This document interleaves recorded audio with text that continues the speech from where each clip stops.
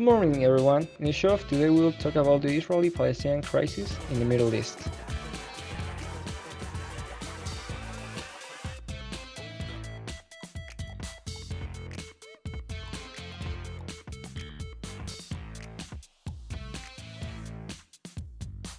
In today's show, we will talk about several themes and talk with three sides of the conflict by finally understand the conflict and how it's affecting the global politics, but the most important, how it's affecting people.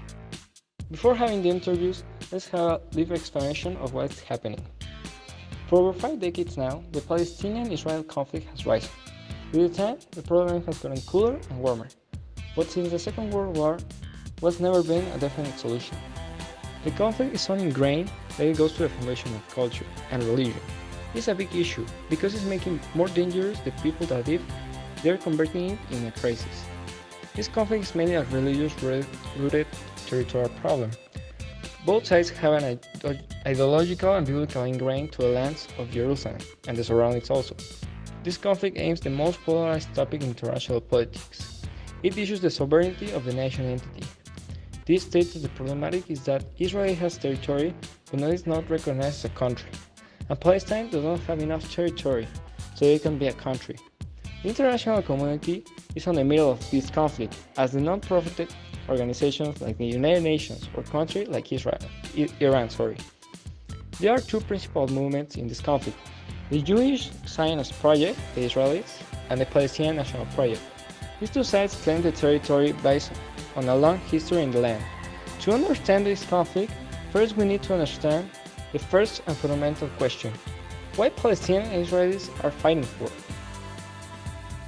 After that brief explanation of the conflict, we need to understand the people that is living the terror and the persons that are trying to find a solution. In this show, we will talk right now with three persons, each one carefully to represent the demographic that we are seeking. We made a couple of questions specific for each one of them, to have a more accurate and broad opinion of the topic between demographics.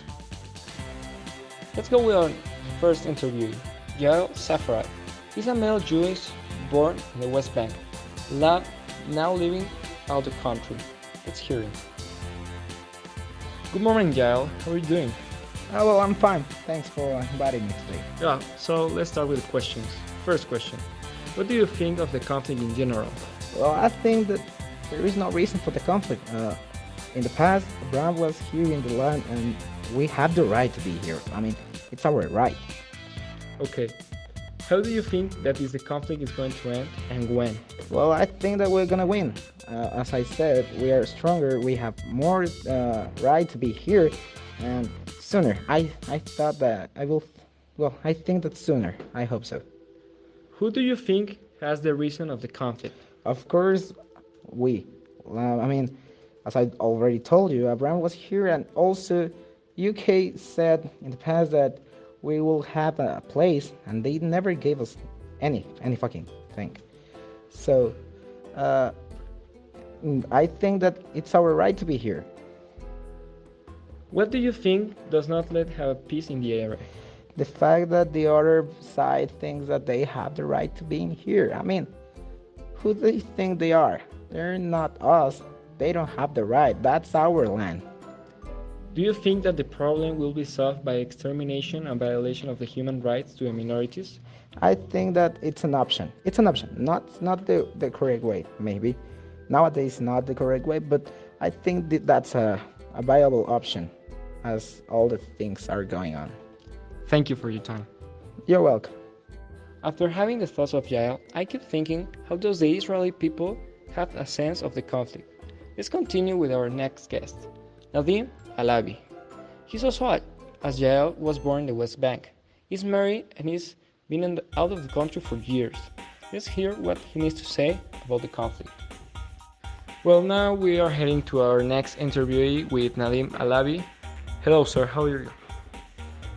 Fine. Okay, let's start with the questions.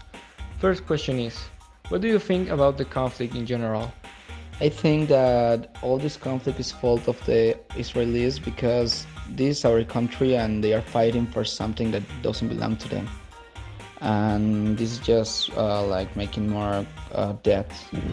Okay, next question. How do you think that the conflict is going to end and when?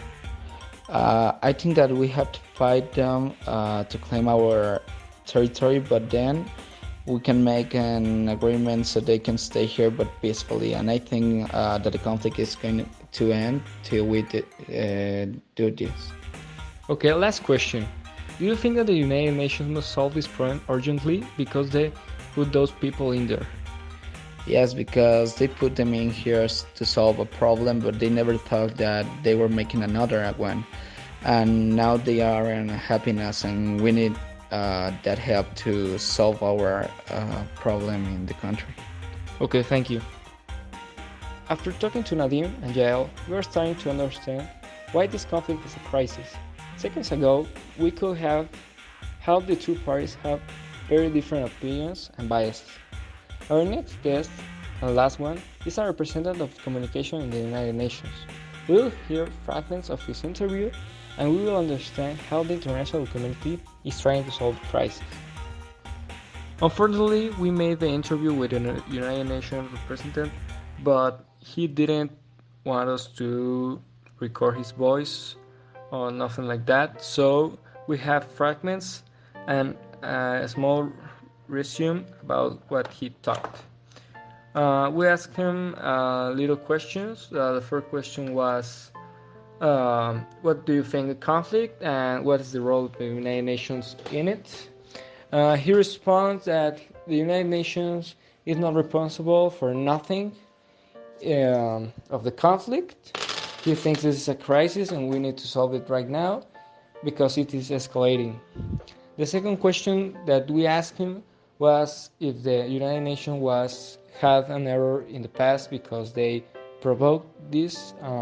He evaded the question and jumped into some numbers and how is the international community is helping to avoid this problem and not to escalate it to another countries like Iran. After having these small interviews, we can understand with a better and profound detail how is the people is suffering in the West Bank. The problematic is affecting men in general. People are scared in the streets of Jerusalem. There are Palestinian kids that had born in this monstrosity and doesn't know what freedom means. They don't know outside their neighborhood because Israel people not let them out. The international community and the United Nations must get a better solution for this conflict. People are dying in the streets of the holy city.